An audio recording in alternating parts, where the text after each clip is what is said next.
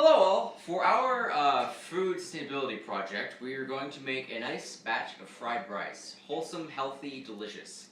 So to begin with your fried rice, you're going to want a bunch of ingredients first. You're going to want eggs, onions, peppers, mushrooms, tuna, and rice, of course.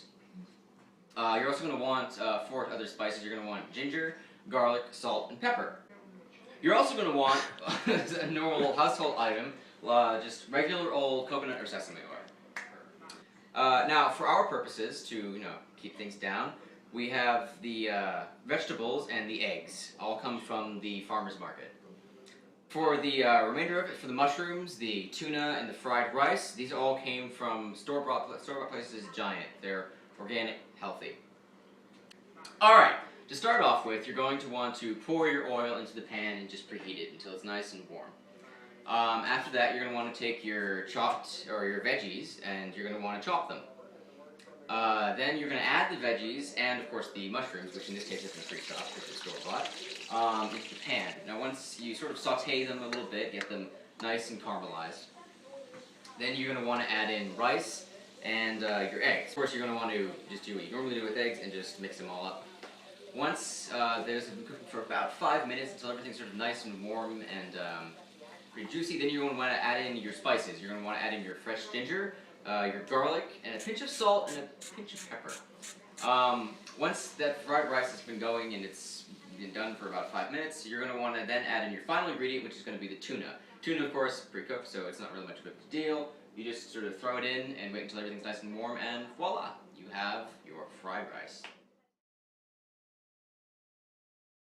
Among our produce, we have bell peppers, onions, and eggs, all of which have been purchased from our local farmers market. As you know, purchasing things locally decreases food miles and then has a large effect on sustainability globally. Among our foods, specifically, we have bell peppers, which have a large number of carotenoids, and including vitamin C and vitamin E. Actually, among the most common foods eaten in the United States, it's one of the few foods that has most of these, the other being tomatoes. We also have onions, which have large cardiovascular benefits, and being a member of the alkali family it's recommended to eat half of an onion once a day by the website worldshealthiestfoods.org. Eggs, being a produce of white meat, chicken, require much less input than red meat in terms of water and land area, and thus are more sustainable. And while eggs may have a large amount of cholesterol, in small amounts provide benefits with vitamin B12, protein, and phosphorus. Now we move on to the meat of our dish, tuna. Pun not intended. So while, as opposed to other types of tuna such as yellowfin and bluefin, which are heavily farmed, are unsustainable in their practices, and in terms of actual fit tuna farming, require 15 pounds of fish to be fed to these fish in order to produce 1 pound of tuna. We're using skipjack, or light tuna. This tuna is much cheaper, has much lower mercury qualities, so much safer to eat, and in general is very easy to farm, to catch, and the population is pretty stable. One of the benefits of tuna is that it has a high selenium content, which not only is antioxidant, also decreases the risk of the mercury problem.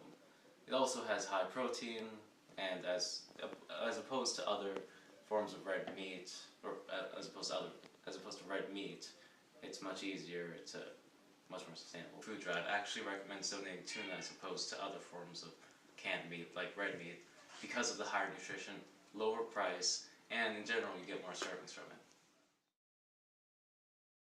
White rice is one of the most commonly eaten staple foods. It is in fact brown rice that's just been heavily processed. As such, it requires many more pesticides and takes a lot more carbon than fossil fuels due to the amounts going into the processing and milling. Instead, we use brown rice, which is not only healthier, but specifically, the fact that it isn't milled means that it doesn't lose a large amount of the nutrients it provides, such as vitamins B12, iron, and most of its dietary fiber. The website Oxfam specifically talks about how in the Philippines it's better to switch from white rice to brown rice. White rice is a symbol of the wealth and the luxury goods, while brown rice is more sustainable, better for the country, and healthier. It's not something that the people produce and then just export, but something that can feed the country. Guys, just want to talk to you real quick about some of the price associated with this meal, since a big chunk of it was trying to make a meal that was pretty much as cheap as possible.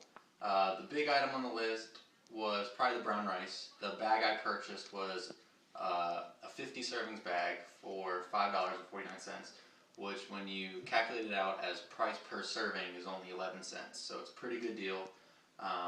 Another purchase I made was a can of white tuna.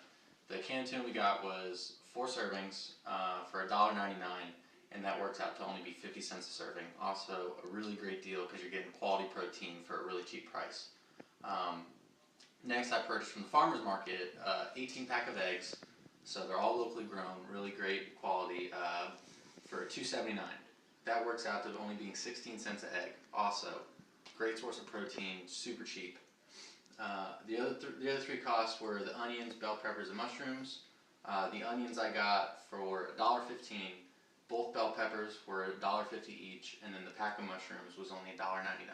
So the total price per serving of this meal was only $5.41, which is a pretty good deal. You can go eat a bunch of crap at McDonald's for the same price, or you can eat a nice, balanced, healthy meal.